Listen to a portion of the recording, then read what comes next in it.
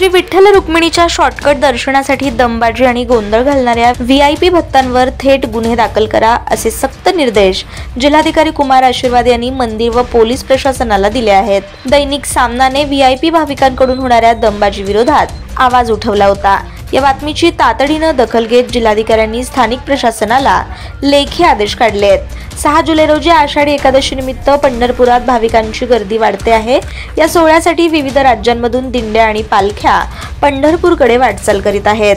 पालख्या पंढरीत दाखल होण्यापूर्वीच पंढरी भाविकांच्या गर्दीने फुलली आहे। त्यामुळे देवाच्या पदस्पर्श दर्शनाची रांग मंदिरापासून 4 किलोमीटर दूरपर्यंत पोहोचली। पददर्शनासाठी 12 ते 15 तासांचा अवधी तर मुखदर्शनासाठी 2 ते 4 तासांचा कालावधी लागत आहे। दर्शन रांगेतील भाविकांना तत्पर आणि सुलभ दर्शन होण्यासाठी मंदिर समिती कसोशीने प्रयत्न करतेय। मात्र व्हीआयपी भाविकांमुळे इतर भाविकांना दर्शनासाठी ताटकळत उभं राहावं लागतंय।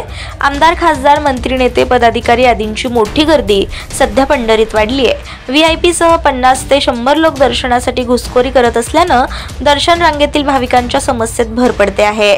व्हीआयपीची दमबाजी आणि शिवीगाळ हे मंदिराच्या गेटवर नित्याचं झाल्याचं दिसतंय। याबाबत हा मुद्दा लावून धरला असता त्याची दखल घेत जिल्हाधिकारी कुमार आशीर्वाद यांनी राज्य शासनाच्या 2010 मधील अध्यादेशाचा आधार घेत व्हीआयपी दर्शन पूर्णतः बंद करण्याचा निर्णय घेतला।